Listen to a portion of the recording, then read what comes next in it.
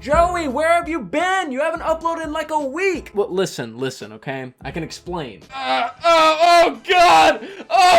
Okay, maybe the whole explaining part might be just a little bit complicated, but nonetheless, I'm back with another video. Yes, it's probably been the longest time that I've ever gone without uploading. I've been a little bit busy, Save the World content's been a little bit lackluster, to say the least. Not too much with the home base status report, just a bunch of returning stuff like Lynx and Love Ranger. Aside from that, you know, we do have a video today, and I know, you know, the last video I made was about bows.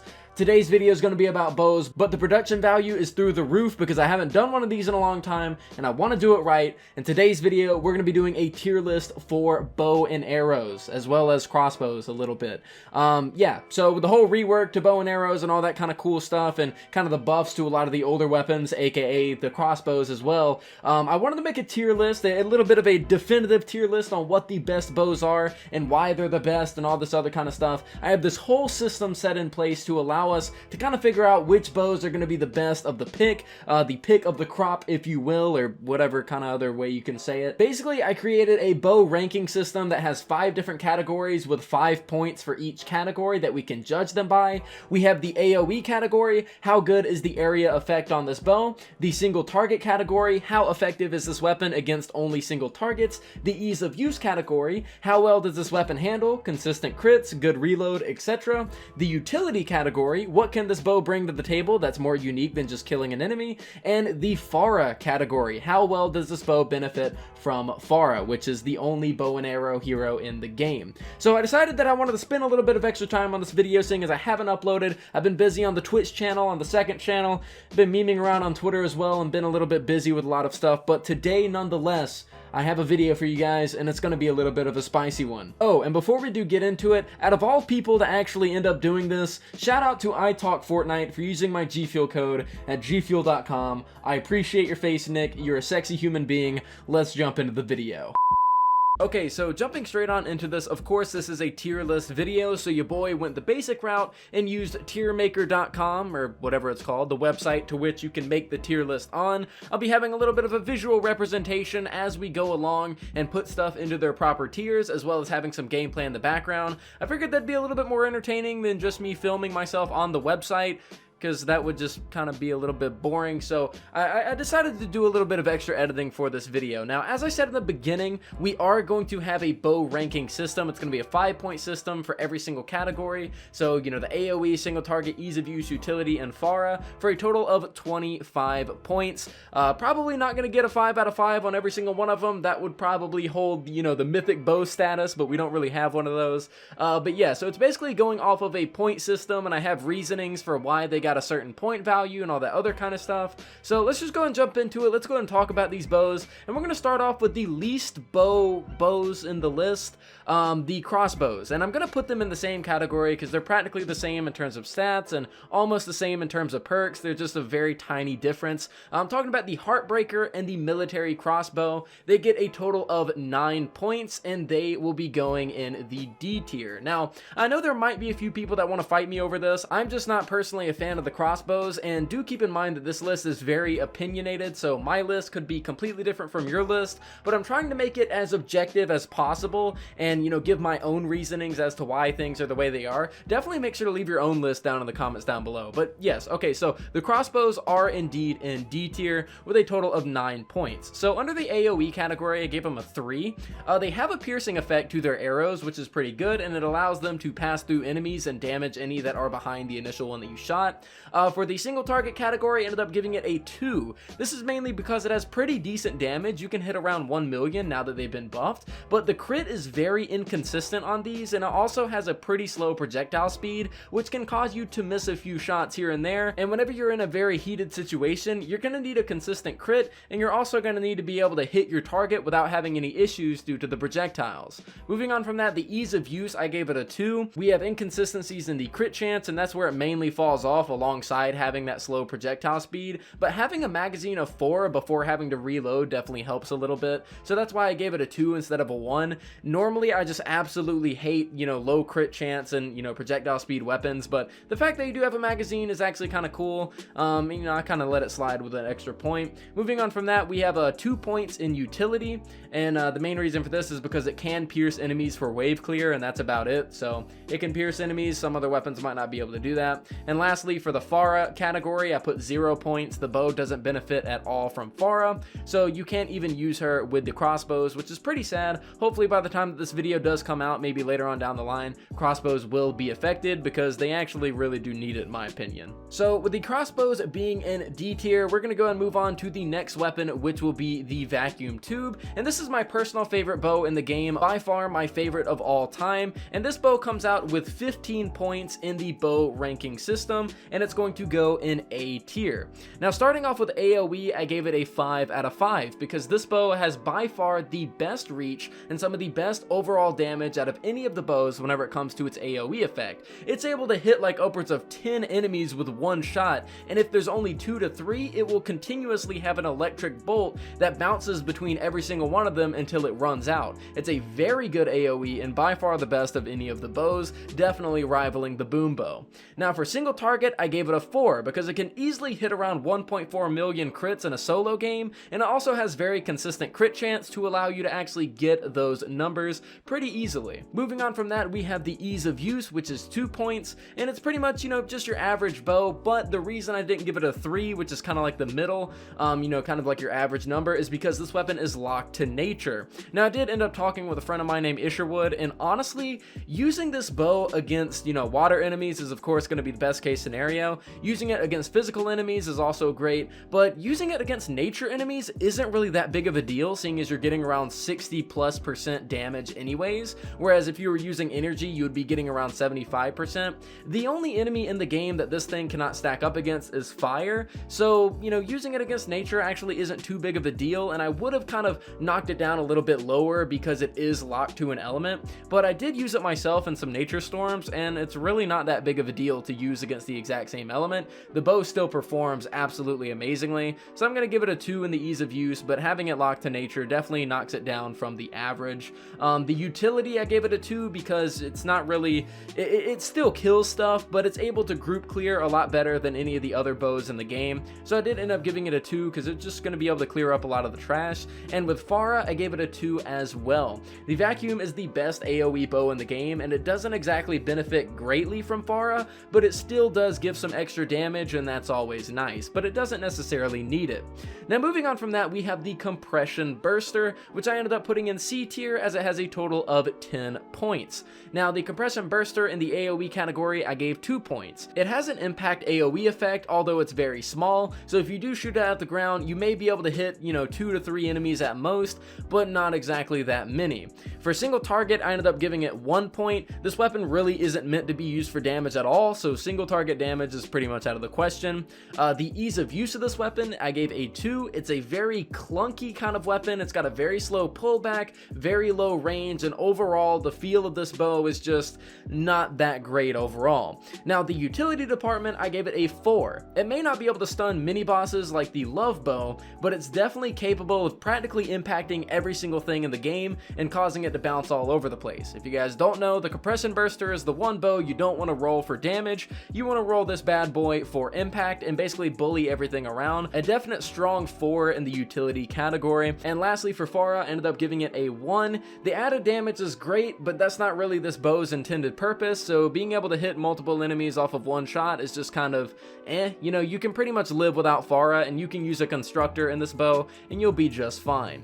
Now moving on from that, we're actually going to be talking about the Night Owl bow, which has a total of 14 points and has found itself in the B tier. And this might be a little bit of a crazy one for some people. I know that not everybody likes the Night Owl bow, but let me go ahead and present my case as to why I put it in B tier. So the AoE, I gave it a single point because it has an occasional small explosion on impact, but it really does next to no damage and it's almost non-existent. It's almost as though you won't really notice it.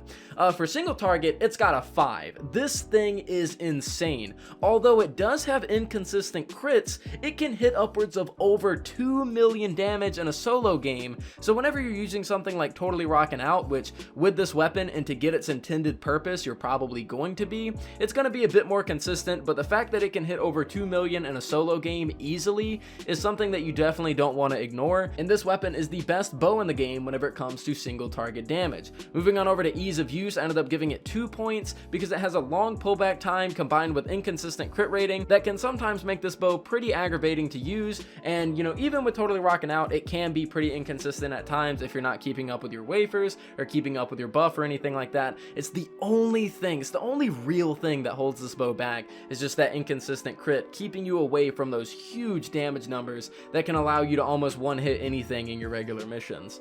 Moving on from that, the utility, ended up giving it a 2. This is pretty much your bow for clearing out miss monsters in a pinch, and you know, it still kills stuff. It's nothing, you know, absolutely unheard of, but it is specifically a miss monster weapon, and it does that really well, so I ended up giving it 2 points. And for Pharah, I gave it 4 points. It has some of the biggest benefits from Pharah, as its chain shots will end up dealing exponentially huge amounts of damage due to its base damage being so high. If you're hitting around 2 million on your base shot, imagine how much damage you're going to be hitting whenever your actual arrow chains onto other enemies. So Pharah with this weapon is absolutely fantastic. It doesn't really have much AoE to begin with, and having Pharah with it allows you to really do some damage to the enemies around it, as well as the initial one that you shot.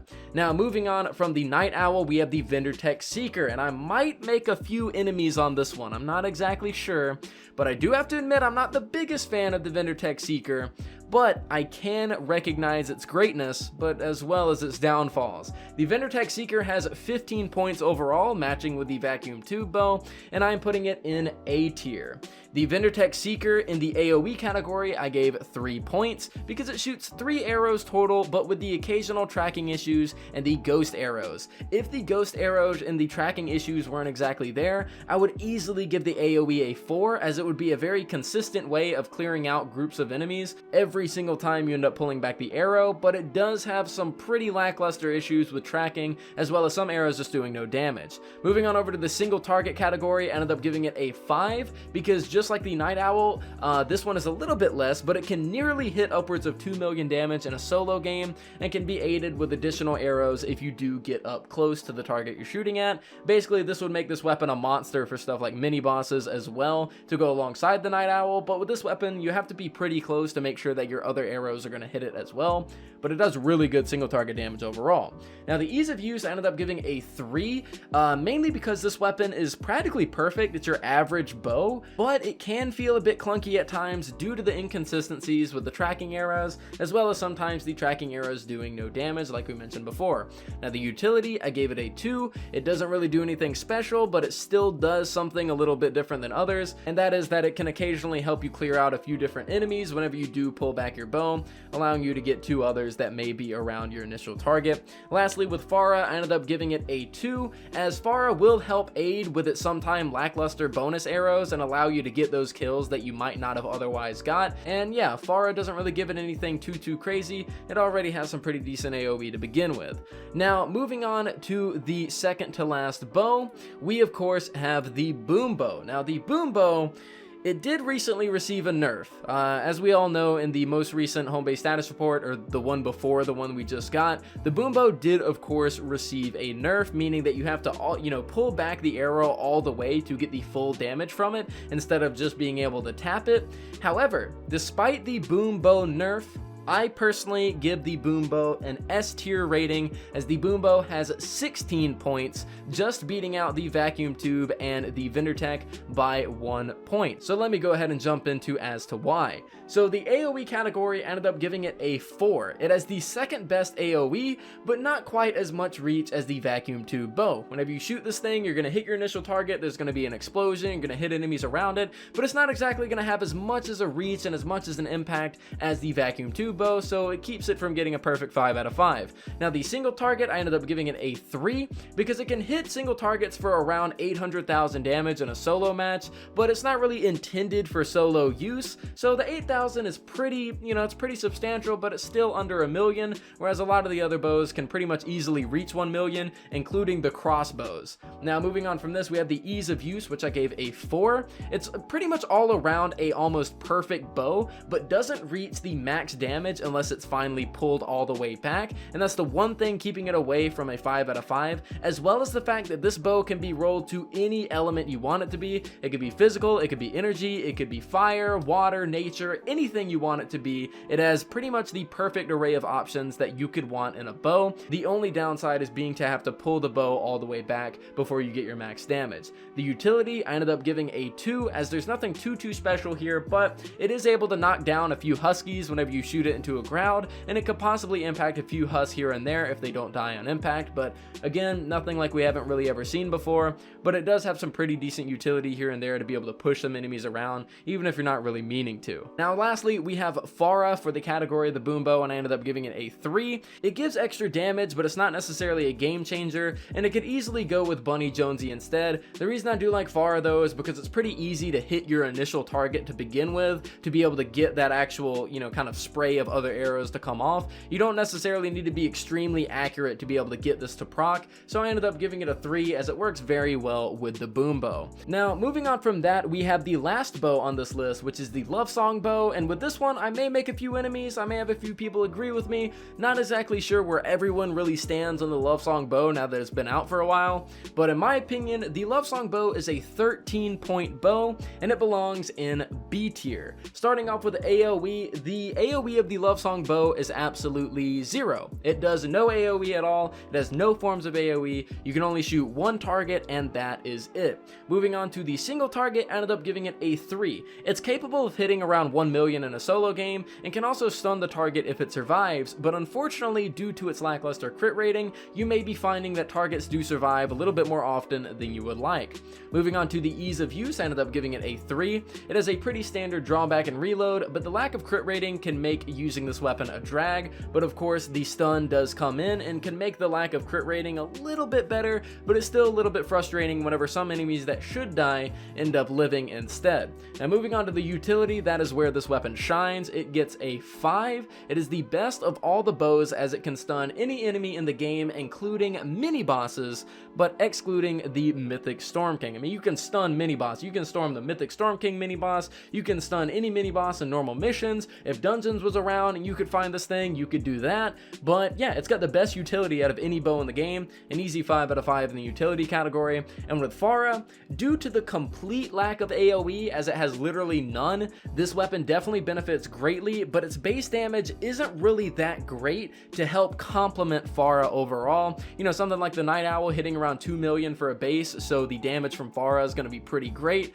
You're only able to barely reach 1 million with the love song in a solo, so it is going to have a little bit less damage from the Farah perk itself, but it definitely benefits as it literally has no AoE to begin with. So that, my friends, is my official bow tier list and what I personally think about every single one of the bows and why I think of them that way. I don't necessarily think there's a single bow in the game that is deserving of F tier. I think the boom bow, in my opinion, still reigns strong as it's your, average bow with really good range, really good reload. You do have to pull it back all the way, but you also have stuff like being able to choose any element you want and a fairly great and standard AoE. In the A tier, we have the Vacuum Tube, some of the best AoE in the game, and the Vendortech Seeker, some really decent AoE, but really good base damage. For B tier, we end up having the Night Owl, which is of course the highest damage of the bows, and the Love Song, which is the highest utility. For C, we have a bow that doesn't really do much damage. It kinda has some utility, but not necessarily on the level that the Love Song has. And then for D tier, we end up having the Crossbows, which do pretty decent damage, but have very slow projectile speed, can be a little bit clunky and slow as well. And F tier, we have nothing because nothing really deserves F tier on this list. So yeah guys, that is pretty much it for my tier list on every single bow in the game. Very curious to hear what you guys have to say in the comments down below, as I did spend a lot of time thinking about this and really compiling this list, but I tried to make it pretty objective, as much objective as I possibly could, and create a pretty fair ranking system and give it a point system and make everything like that. So let me me know what you guys think down in the comments down below. This is definitely the most uniform that any of my, tier list videos have been. So yeah, that's pretty much it for me. Thank you guys so much for watching. I really do hope that this video was worth the wait as I try to make it as good as I could. But guys, that's it for me. Thank you so much for watching. I'll see you all next time.